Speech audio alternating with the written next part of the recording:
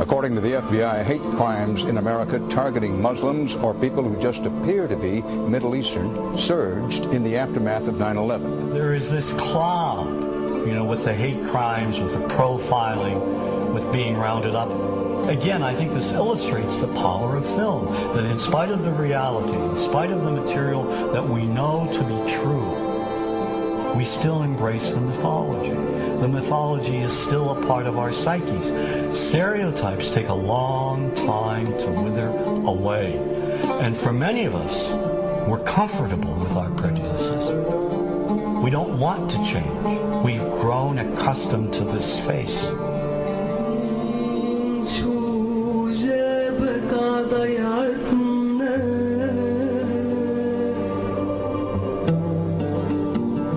When we think of Arabs, what do we see? What images come to mind? Do we see actual people? People who, despite real cultural or geographical differences, do pretty much the same things that we do.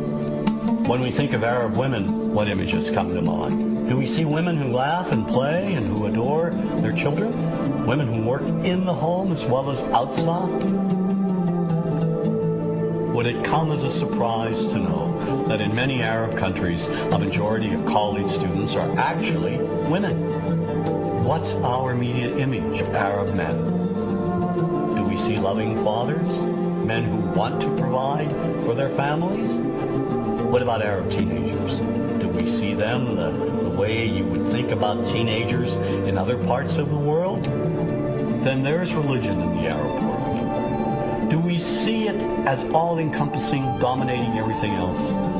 Do we know that even though faith plays a huge role in the Arab world, just as it does here in the United States, that it's also true that much of the Arab world is quite secular?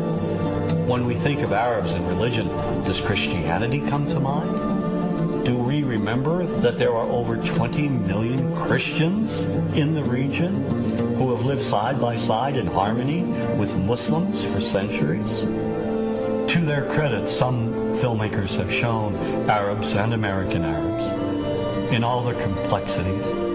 An excellent way to shatter a stereotype is through laughter, through comedy. So we have comedians. Comedians have done this historically. Black comedians, Jewish comedians. So we see Arab comedians doing this, and this is one way to release the tension. My name's on a credit card, true story. Guy behind the counter picked up my credit card, sees the Olive Garden, looks at me all weird. He's like, hey, buddy, what kind of name is, that?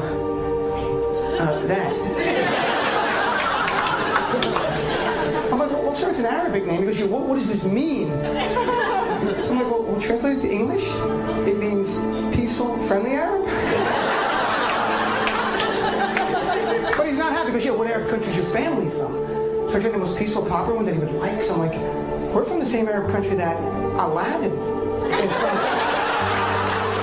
To his credit, Michael Moore in Fahrenheit 9/11 in the DVD includes a scene with this comedy coming out. My name really is Ahmed, and I can't fly anywhere.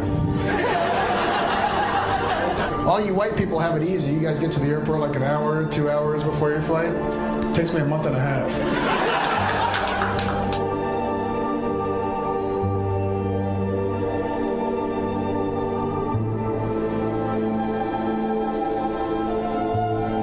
Nous vivons dans un monde qu'on peut critiquer, qui est le monde de la dérision. Vous le savez bien, dans les médias, je dirais le monde de la dérision, on se moque de tout. Le fait que ça se fasse me satisfait. Parce que ça veut dire que nous avons, qu'on est libre. Peu à peu... Il faut qu'on soit beaucoup plus sage que ça, qu'on rentre pas dans ces provocations. Et c'est pour ça que... C'est l'autocensure, ça, Jamel. Tu comprends ce que je veux dire? Si on commence à pas faire de dessin pour pas choquer les musulmans... Non, si on fait... Pour moi, c'est de l'autocensure. C'est la fin de la liberté d'expression. Pour moi, la liberté d'expression, la liberté d'expression et le respect font partie, sont mariés ensemble. Moi, je suis pour la liberté d'expression. Mais si je vais blesser une personne, pourquoi blesser la personne? Non, mais si moi j'ai envie de faire une caricature sur Mahomet ou sur un rabbin ou sur Jésus-Christ, il faut que j'ai le droit de le faire. Tu comprends? C'est ça la France. Quand tu sais que tu vas blesser 10 millions de personnes, pourquoi tu vas les blesser? Pourquoi? C'est la liberté, c'est ça. C'est la liberté de...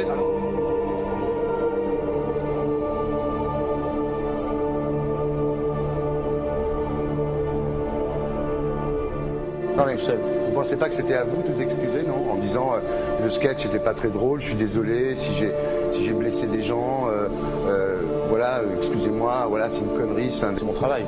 Mais vous referiez pas le même sketch quand même? Mais le spectacle que je fais reprend en grande partie les lignes de ce sketch. Mais il y a un truc que je comprends pas sur cette affaire, c'est qu'à aucun moment vous avez senti le besoin de vous excuser et que vous en avez rajouté. C'est tellement surprenant, c'est tellement inadmissible que j'en suis choqué. Voilà. Dans un pays où on peut parler, on peut s'exprimer. Et là, pourquoi tout d'un coup, sur un sujet, on ne pourrait pas s'exprimer? Vous savez bien pourquoi on ne peut pas s'exprimer. Pourquoi? Parce que dans ce pays, on a envoyé pendant la guerre des juifs dans des chambres à gaz et que ça crée un petit problème quand même. Vous voyez ce que je veux dire? Dans ce pays, on a envoyé pendant 400 ans des centaines de millions de Noirs. Il y a eu 400 ans d'esclavage. Et pourtant, ça n'a pas empêché Michel Leb de faire un sketch qui m'a fait marrer. Où il faisait un noir, et à la fin, il faisait un singe. Et en parlant des narines, en parlant des lunettes. En tout cas, lui, il n'a pas été interdit d'exercer son travail. Il a même eu la Légion d'honneur. Quelqu'un qui a toute sa famille qui a été exterminé dans un camp de concentration et qui voit quelqu'un à la télé qui dit Israël. Vous vous rendez compte? Je sais pas. Mais non, pas. Il y a des moments où même si on connaît les gens, même si on les a invités, on leur... Et c'est pour ça que... C'est l'autocensure, ça, Jamel. Tu comprends ce que je veux dire? Si on commence à pas faire de dessin pour pas choquer les musulmans... Non, c'est-à-dire que pour moi... C'est de l'autocensure. C'est la liberté d'expression. Pour moi, la liberté... Et là, pourquoi tout d'un coup, sur un sujet, on ne pourrait pas s'exprimer? Vous savez bien pourquoi on ne peut pas s'exprimer.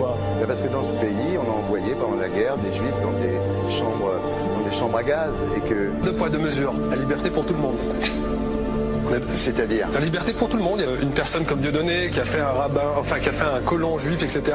Tous ces DVD ne sont plus dans les pactes. On l'empêche médiatiquement, on ne le voit plus. Alors que lui, c'est un comique. Plusieurs lois qui ont été faites contre l'antisémitisme. Et moi, je fais un appel aujourd'hui de faire une loi contre l'islamophobie.